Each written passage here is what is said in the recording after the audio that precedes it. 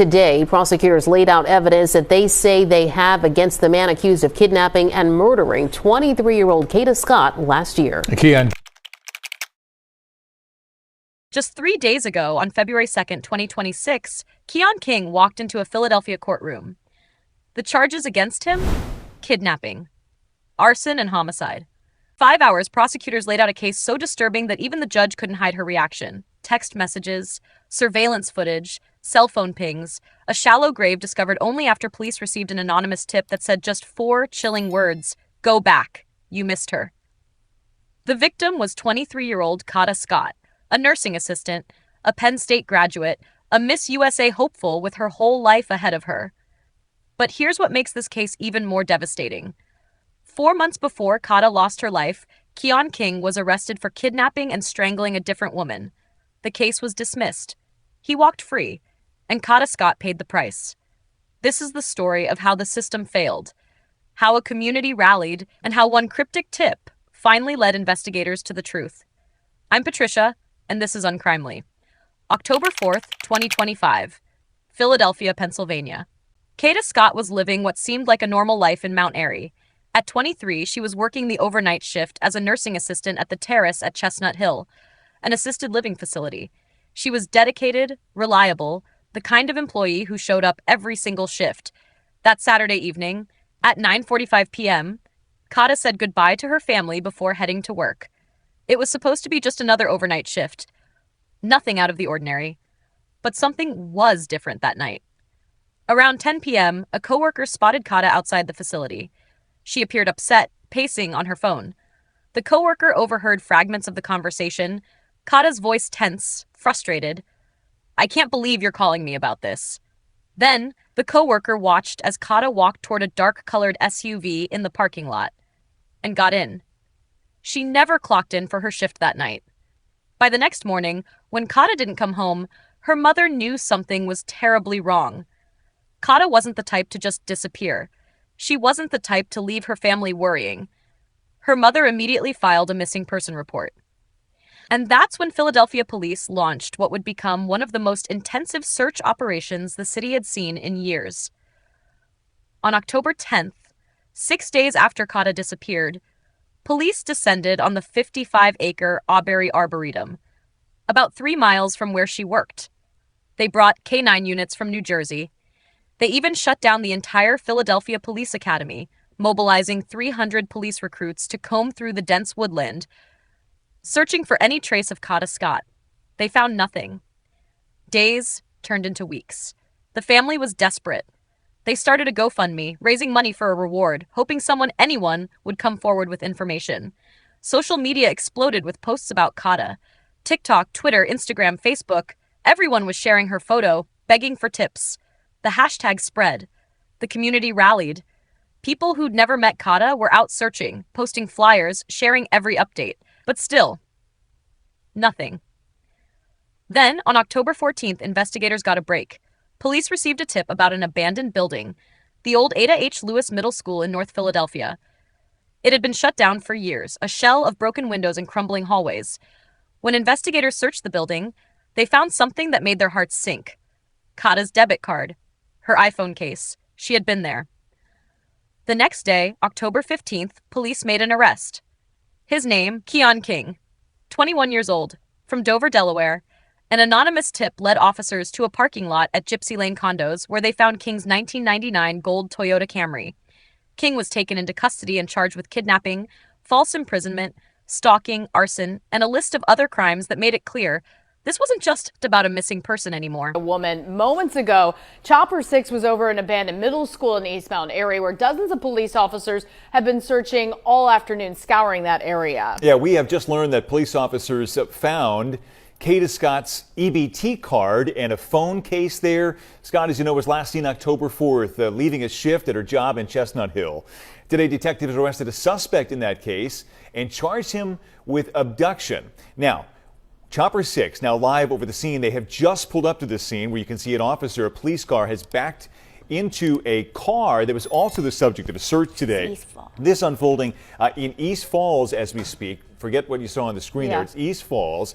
This is the car that police put out an APB for earlier today, basically asking all officers and the public to keep an eye on this car, thinking that it was in some way connected to this case, that perhaps Kada Scott had at some point been in this car. Throughout the day, numerous reports of sightings for this vehicle, and now it appears they have found it, or at least a car that resembles it right now, and investigators have begun the process of combing through the inside of that vehicle. Yeah, we believe this is Bail was set at $2.5 million.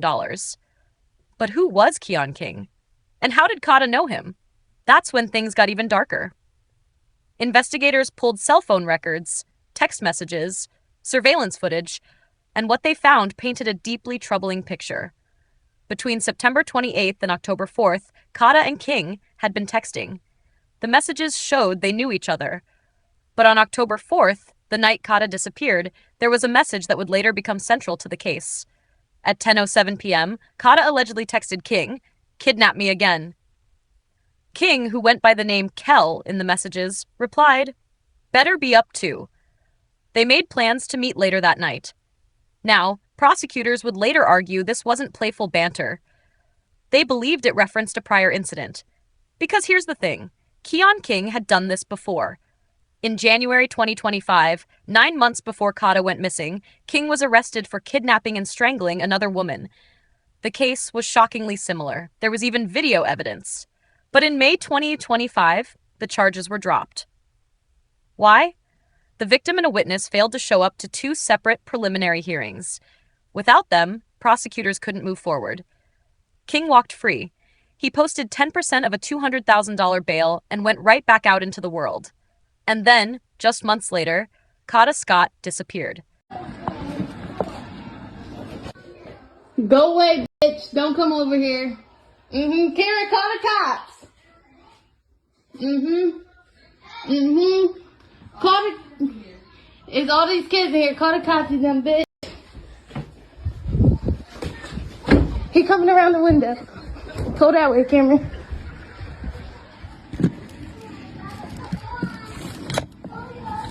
Yeah, bitch, go away, bye. Go away, bye. Yep, bye.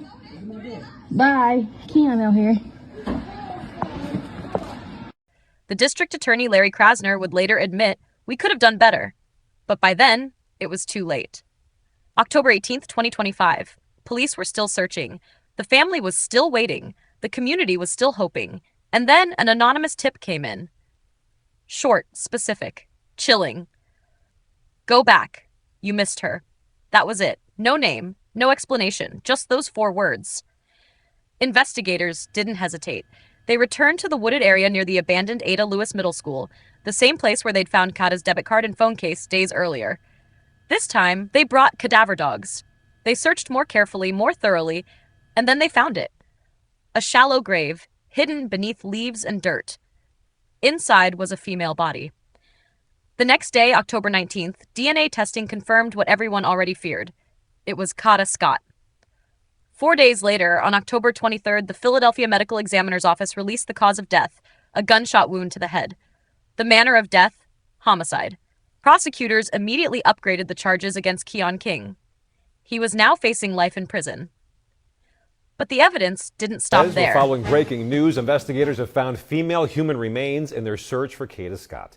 Investigators say an anonymous tip led them to remains in a shallow grave in the Germantown section of the city. That site was near an abandoned elementary school near Aubrey Arboretum, where investigators had been searching. The medical examiner will soon formally identify the remains.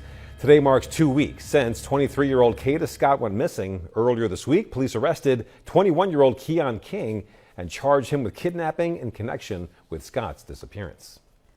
Investigators uncovered something else, something that tied King directly to the scene. On October 3rd, the night before Kata disappeared, a black 2008 Hyundai Accent was stolen from Sprague Street. A food delivery driver had left it running while making a drop-off. Someone jumped in and drove away. Cell phone data placed King near that location at the time of the theft. Then, on October 7th, that same stolen Hyundai was found burned in a vacant lot. By the time investigators arrived, it had already been towed, compacted, and sent to a junkyard. But surveillance footage from the area where Kata's body was found showed something crucial. On the night of October 5th, the night after Kata disappeared, 2 people were seen exiting a vehicle near the wooded area around 11:30 p.m. At 4 a.m., those same 2 figures were captured on camera removing what appeared to be a heavy object from the passenger side of the car. They carried it toward the exact spot where Kata's remains would later be discovered. Investigators believe that stolen Hyundai was used to transport Kata's body. And they believe King didn't act alone. Prosecutors stated publicly that they believe other people were involved, but so far no additional arrests have been made. While police were building their case, the internet was doing its own investigation. On October 17th, a TikTok video went viral. In it, a man, later identified as Keon King, is seen hopping a fence and approaching the window of a North Philadelphia home. A woman is recording. She tells him to leave. He doesn't. She yells for someone to call the police. King tries to force his way inside. The video cuts off.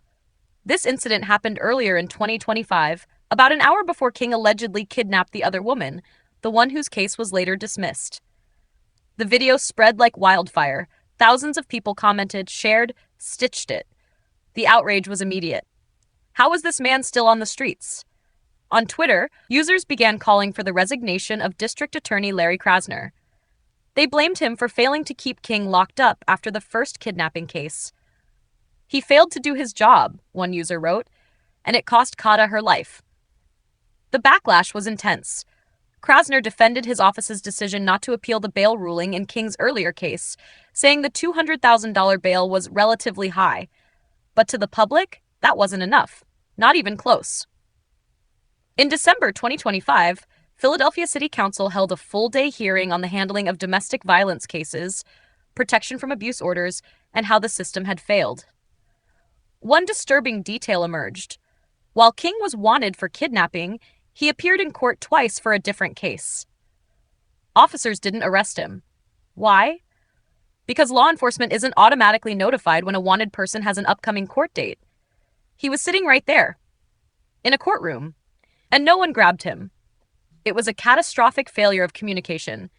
And Kata's family, her friends, the entire community, they wanted answers. Well, Brian, several city leaders brought up the Kada Scott case, questioning why the suspect was out on the streets after some other alleged separate violent, threatening incidents. City leaders say something went wrong, and their goal is to make sure that it does not happen to any other domestic violence victim, that they never fall through the cracks again.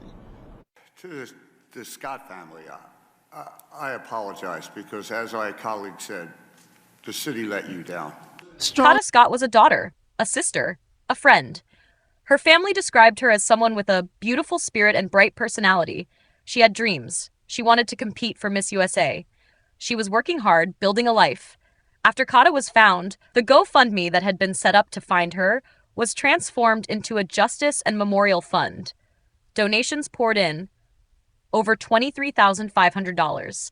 The money went toward funeral expenses, and the remainder was donated to the Black and Missing Foundation, an organization dedicated to finding missing people of color.